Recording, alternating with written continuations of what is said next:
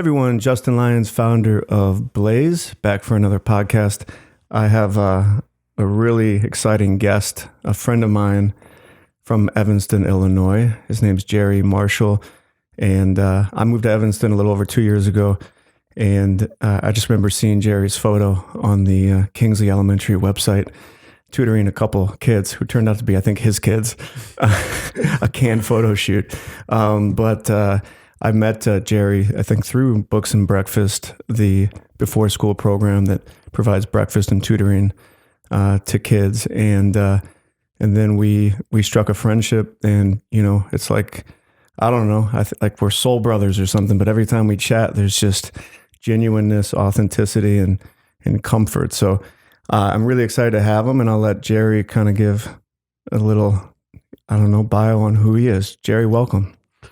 Well, thank you, Justin. My name is Jerry Marshall. I'm born and raised in Evanston. I serve the community. I've been coaching Evanston Junior Wild Kids 23 years.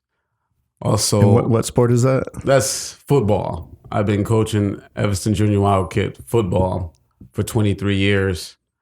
And I enjoy doing it. And why I've been doing it for so long is because of the core principles. We based our principles on academic character and teamwork. And we focus on academics because without academics, you have nothing. And throughout the sports playing together, you learn how to you build your character. And then after all that, you learn how to be a teammate. So that's why I've been with the Junior Wild Kids for so long. And also, I volunteer at the nursing home over on Foster. I love volunteering over there because it's a way of giving back. And I learned to give back through my church. I'm an ordained deacon over at Mount Zion Baptist Church, 1113 Clark. I love serving the Lord, so that's why I'm a servant of Evanston, actually, through football, through serving the nursing home, and just working with kids. I just want a better life for the kids of Evanston since I was born and raised here. I know the things that exist here, so I do feel that there needs to be a positive influence because there's many negative influence that the kids could run into. Mm-hmm. Yeah, and then you have two, I don't know if you mentioned it, two beautiful kids. Yes, I have two kids. That raise you up and beat you down simultaneously. Yes. Like mine. I have a 12-year-old daughter. We call her JJ, but her name is Jeremy. At that age, they get very challenging because they learn new things. They get new friends. They've just become more wiser individuals. So it's very challenging. Independent. Independent. Yeah. And I have a son, which is 11, 6th grade over at Haven. And he's more clingy still, but he's very active in sports, football, wrestling, and in church as well. Both of my kids are active in church. I still remember the video of him singing. Yeah. And I shared that with Miles because Miles and Jeremy know each other. And I was like, look at this boy, offensive lineman, wrestler out there in the choir singing. He sounded good. Well, I won't pat myself on the back, but if you lead by example, that's what you get in return. I can't sing too well, but I am a part of the choir, so I see where he gets it from. Just turn your mic down. Oh, yeah. Didn't I sound good, everyone? Yeah, Jerry, you sounded great. This mic on? Yeah, it's on, Jerry. Sometimes the truth hurts, but hey, I take it. So I think that, we've connected on, I think at the foundation, and it wasn't really spoken at the time, but I think on a very spiritual level. And that doesn't always mean like a specific church or religion, or God or anything. It's principles like you talked about. It's what we believe is why we're here on this earth. And it's to have a purpose to I think to serve others more than self, and more specifically, I think where we're really aligned on that is serve the youth. more than ourselves because they're the future. And I think that the Junior Wildcats, Miles was in it last year, and I absolutely loved that program because I still do, because of the character building, the academic, the character. If you show poor sportsmanship, a bad attitude, you're not a teammate, or you don't get a positive report from your teacher, you aren't going to play, or you're going to have a grueling practice. And it really, even Miles said, because he didn't play this last year, he says he really, really missed the camaraderie and that family sort of vibe at Junior Wildcats, because all the other sports that he plays, basketball, whatever, he's like, you don't get that. It's like everyone's out for themselves in all the other sports. It doesn't have that accountability and that structure, and he really missed it. That's a very key word that you have mentioned, accountability. It doesn't just apply in Junior Wildcats, and when I deal with individuals, with kids, or just mentoring to anybody, I mention accountability. We can't fall victim to blaming others. We have to see where we take a part and take action. Yeah. We can correct the situation if we take steps, but if we don't take steps, we're going to blame someone else. So it starts with self. I do believe in accountability because I go to the school all the time regarding the kids to see how their grades are doing. And if I feel something's wrong with the teacher or with my kid, I call them on it. I don't care who it is, because I do believe in accountability. I love that word. Thank you. Yeah, you'll hold the teacher accountable, you'll hold your kids. You're not going to be one of these parents that just because your kid comes home and says, my teacher's mean, you're going to peel back that onion on them a little bit and make sure, like, is this true? And then, then you're going to go peel it back on the teacher to get to, okay. Because we know our kids try to set us up for emotional responses in their favor when they weren't telling us the whole truth. Well, with accountability, I always learned there's 4 sides to a story. People says 2. No. There's 4 sides, because that's when you get the total truth, when you dive into it, not just see it at the surface. Yeah. So yeah, I like that. I think that I've also admired your commitment to your faith. You haven't been dealt an easy life, but your attitude every time I see you is positive.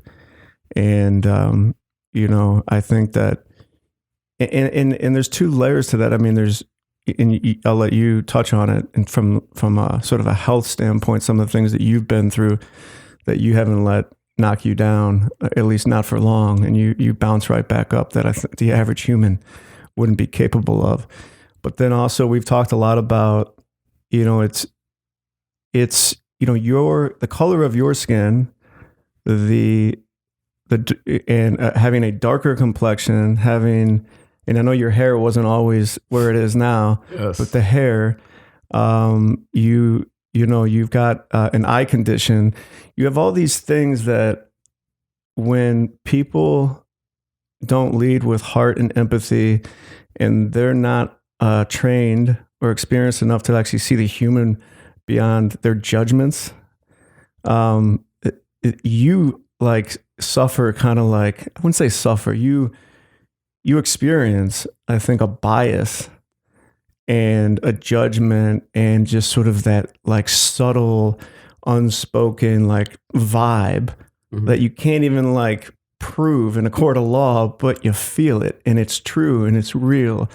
You experience that, but we've talked about it. You experience it, but you almost use it for comic relief sometimes. Right. So talk about that a little.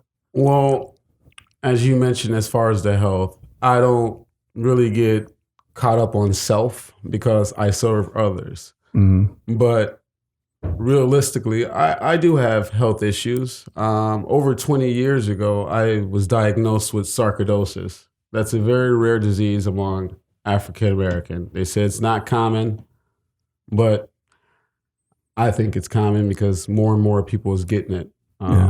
Bernie Mac died of it. He had it in his lungs, and he had pneumonia, which sarcoidosis affect your immune system makes it weak and it attacks your organs. So within that time I had it, I was working at Monsanto.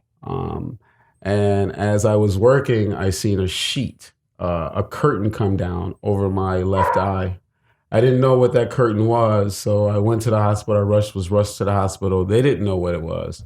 I was hospitalized for 2 weeks, taking AIDS tests, not knowing what was going on. Mm-hmm. And then eventually they found out I had sarcoidosis. So once that happened, I lost vision in my left eye. And through the years, as me losing vision in my left eye, I didn't let that stop me. I maintained 2 jobs up until 2015. Mm-hmm. But this was all the way back 20 years ago. So I maintain a positive attitude. That was just from self. But when I found out about religion and being spiritual, that just took it to another level. That took out self, that brought in a higher power. I realized it wasn't about self, it was about serving others. So I couldn't have the pity party about sarcoidosis because I was shaken at first. But like I said, once I found the other power to live off of, I lived with it. Yeah. And once I lived with it, it started affecting other organs in my body, like my kidneys. I started having kidney issues around 34, and they told me it was an issue that I need to look into it, which I started looking into it. And when I looked into it, they says that eventually I'm going to need a kidney. I didn't pay it no mind, but up until recently, when he says it's getting worse. Mm-hmm. And that's when I started following up more with trying to get on a transplant list of getting a kidney. And part of that has to do with how much capacity your kidney has remaining. Correct. And Correct. If that's so, what's a good healthy level? Where does it get to the red zone, and where does it go? Okay, you need a transplant. Well, I need a transplant right now. The reason I say right now is because they're trying to avoid dialysis. Yeah. Dialysis holds you over until you get the transplant.